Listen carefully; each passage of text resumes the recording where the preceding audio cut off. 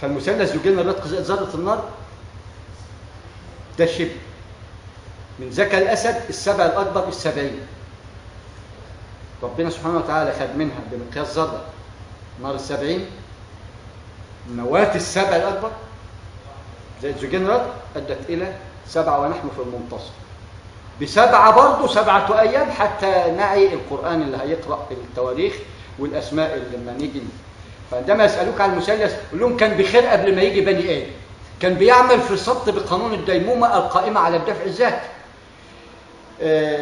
بقانون الذرة اللي انفجرت في المجرة وأدت إلى ظل ذي 3 شعب، يعمل بقانون الديمومة 24 ساعة إلى أن يأتي الإنسان وينسى هذا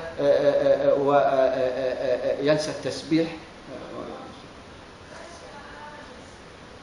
فالمثلث يشكل شبه، هذا الشبل مقداره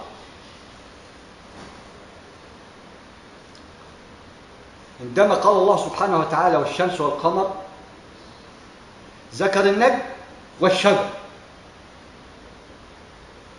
يبقى ذكر 2 في المنتصف وادانا النهاية وعدنا إلى البداية. زوجين في المنتصف شمس وقمر، وبعد ذلك رقم 3 عشان بتاع المثلث لأنك ترى في الأفق المبين شمس وقمر، قمر وشمس يليها النجم. والكل في حالة سجود طالما تحت عرش الرحمن ساجد رضا إبي. تذكر وتدبر وتذكر يعني أنه ساجد حتى وإن لو لم يسجد لأنه تحت عرش الرحمن، وطالما أعلى منك مقياس ذرة يبقى أنت في حالة سجود. ولكن وما أدراك بهذه الذرة وكيفية رؤيتها من خلال لواقح الرياح المسمى بالدائرة المفردة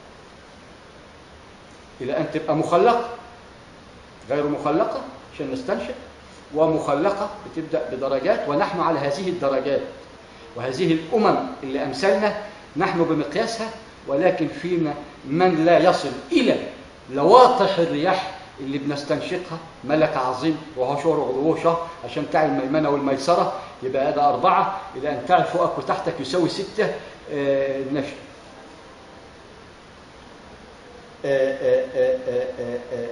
هذا الشبه رأسه النجوم حتى يرى الظلال يوم لا ظل إلا ظله،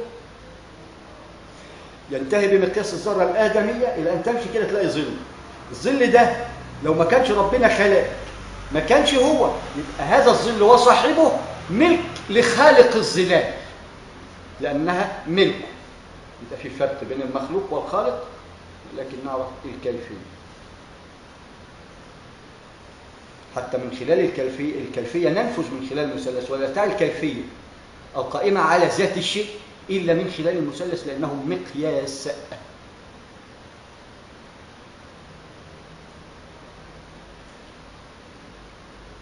فالرأس شكل النجوم، النجم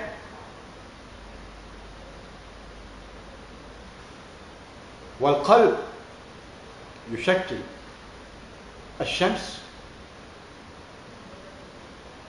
تحمل نواة العلم وتغذي المخ ستيب باي ستيب واحدة واحدة على قد. والطلب اللي انت بتطلبه او في مجال ذرتك انت ربنا سبحانه وتعالى بيعلمك اين تجدها من خلال هذا المثلث اللي بيشكل قسطاس مبين ومعنى. لان عجيبه لما يجي انسان يسالك يقول لك يعني ايه المثلث؟ يا اخي اتقي ربك، بص في نفسك، بص في الارقام 80 و 81 و18 99 ده قارنك اللي فوق وتاخد منه مقياس ذره هنا تعيها بقيت شبل قد النجم الى ان تصل 100%، يبقى كده قفلت ال100. عد ازواج بقى ويضاعف ويربي لك سبحانه وتعالى عندما تعي قانون الاحرف والارقام من خلال علم المثلث الكوني العظيم. فالمثلث نراه في الافق المبين بشكل سربي، بيبدا راسه عند النجم، قلب الشمس، القمر يشكل السرة لأنه ميقات للإنزال، الأرض تشكل الرحم. هذا الشرح قائم على الزوجين لأنها أنجبت الذكر والأنثى، منها خلق الذكر ومن الذكر خلقت أي فلق منه الأنثى. حتى نعي الفلك والفلق.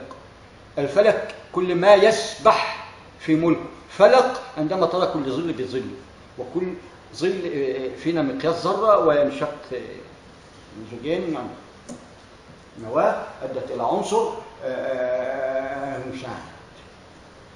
وبناء على هذا التشعب نبدأ من حيث انتهى المثلث، فكان يعمل في صمت كما ذكرنا، ولكن وجب علينا الحسابات بهذا المثلث حتى نعي الشبه وذاك الأسد والكيفية. يبقى هنا خد من السبع ذرة مع زوجين رق أدت إلى ظل ذي 3 شعب يشكل 7 مثانة، لأن كل ذرة تلقح تشكل 7 مثانة، والذرة هي مقياس الغذاء.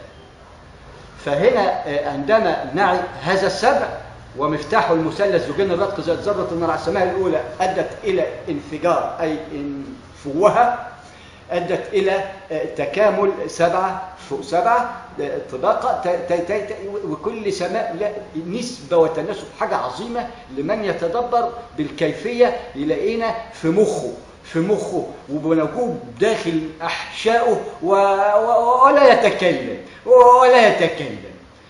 مع إنه قادر خلص، لكن لعل وعسى أن يأتي من يقول سمعنا قرآنا عنه. فأنظرنا معهم، لأن في شغل هنا، كلهم في شغل مفكرين، ولكن نفهم المقياس حتى نكون على علم أننا في عيد أصغر مؤدي إلى العيد الأكبر، وال9 دول الوقفة حتى تسبح وتكبر بمثلث 70 فوق 70. ستسأل على هذا الميقات فيما أنفقته، وهكذا كما ذكرنا. يبقى هنا الشبه تعرفنا على السبع، فتح بالمثلث، أخذنا من خلال خلق الله سبحانه وتعالى لهذا الظل، يعلمنا ويعلمنا من خلاله قسطاس مبين والمعلوم. مش لازم نبقى أرباب بقى علشان نعمل ظلال، لا، ده هو ادالك الكيفية من خلال الذات العلي حتى تتعلم وتعمل ما هو آت أو ما هو معمول بقانون الدفع الرباعي.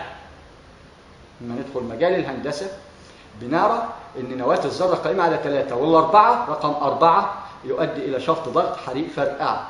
بدون الفرقعة يبقى في انفجار، وهذه الفرقعة تؤدي إلى تكوين مثلث آخر شفط ضغط حريق ويؤدي إلى إخراج هذا. يبقى هذا 3 شفط ضغط حريق، والفرقعة رقم 4. يبقى الكيفية هنا استخدمناها في الميكنة،